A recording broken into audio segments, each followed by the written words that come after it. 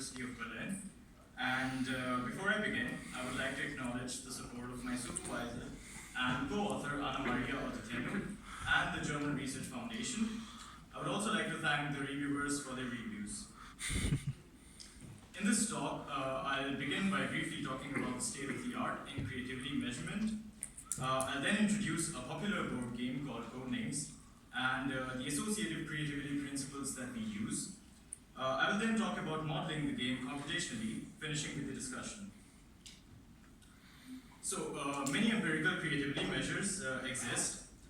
Tests like the remote associates test, the alternative users test, insight tests measure various creativity factors, the ability to make remote associations, the ability to come up with uses, and have insights about simple or complex problems.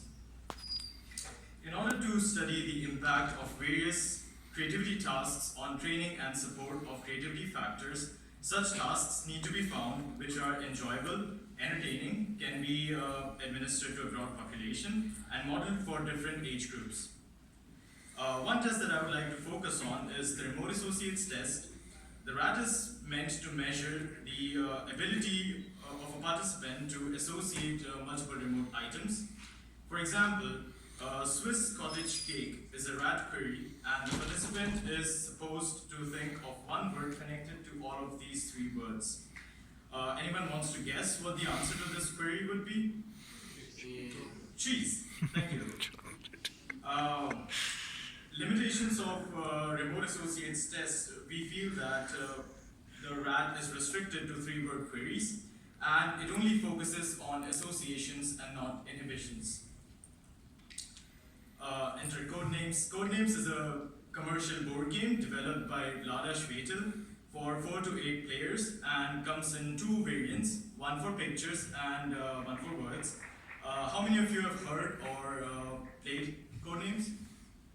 Oh, great. For those who haven't, I'll quickly introduce the game to you. So, these are the game components. You have 2 teams, a blue team and the red team. Each team has a spy master and a detective. The duty of the spy master is to give a hint to their teammate detective to identify their own spies on the grid. You have spy markers such as the red spies, blue spies, and you have 2 extra characters called the innocent bystanders and assassins. You also have a map that is visible only to the spy masters, the players who give hints to their teammates. This map shows the spy masters which cards belong to them and which cards don't. So if you overlay the map over the grid, it looks like this. The responsibility of the spy master is to give hints that connect only their team's spies and not the innocent bystanders or the assassin. So the innocent bystanders are the yellow cards, assassin is the black card. In real life, for comparison, on the left you have the spy master's view, and on the right you have the detective's view.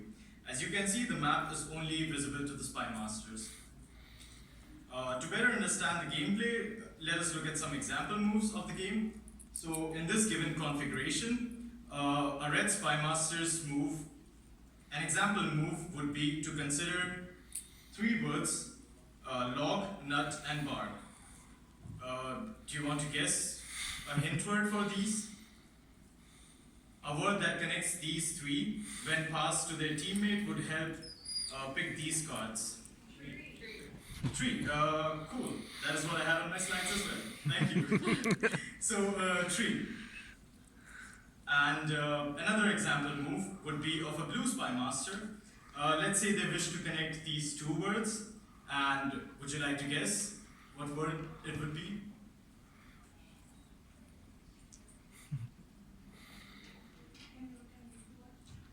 Fish and platypus. So, water? That would be one. I would say animal, because we are animals. So let's say the blue spy master decides to give this as a hint to their detective. Let's see what happens. The detective looks at the grid and they see that there's a card called duck, and they pick that card. And it turns out that it's an assassin. So that ends the game immediately and that team loses. Does it look familiar to something that I talked about earlier, one of the creativity measures? Yeah. Rat. No? Well, remote associates test, of course. And while playing the game, we realized that finding a hint word in Codenames is cognitively similar to answering a rat query. We've previously developed a computational solver of the rat called comRAT-C that solves computational rat queries, compound rat queries. To build the knowledge base, we sequentially extracted 2 grams from the corpus of contemporary American English. The frequency of occurrence of the 2 grams was used to denote the strength of association between the 2 words. comRAT-C performs a convergence process based on the associations. The process is meant as a hypothesis for a cognitive process that humans may use when solving the task and uses the strength of associations. As you can see, for the given query, cottage, Swiss, and cake, all the connected concepts are activated, and 2-item convergences and 3-item convergences are recorded. And since 3-item convergence is better than 2, it is proposed as a solution by comRAT-C. comRAT-C was tested on the Bowden and even normative dataset. It had an accuracy of 97.92% when all the query words were present in the knowledge base. In more than 20 cases, comRAT-C provided plausible answers which were not present in the normative dataset. In 30.3% of the cases, it provided correct answer when only 2 query items were present in the knowledge base. What was interesting was that the probability of an answer in comRAT-C correlated with human performance in our validation study. We proposed that comRAT-C style of knowledge organization and the association and convergence process could also be used to model Codenames computationally in a cognitively inspired manner. In our paper, we've modeled and formalized Codenames as a basis for its computational implementation. Since I like the color blue, I picked blue for the computational agents. The formalization and the algorithms that we've proposed for the AI agents can be found in the paper. It can be intuitively seen that the difficulty of the game depends on a few things. As the size of the board increases, the number of words that need to be taken into consideration by both the detective and the spy master increases, increasing the difficulty of the game. The number of teams in a generalized Codenames with, let's say, n cards and m teams, the difficulty decreases as the number of teams increases with each passing turn because the number of words to be identified decreases. The difficulty of the game could also depend on the number of detectives in one team as they work collaboratively in trying to identify the spies on the grid. Most importantly, the cognitive difficulty of the game highly depends on the association of words present on the grid. Using games to model, measure, and increase creativity in children and kids would be a very engaging path to social impact and empirical progress.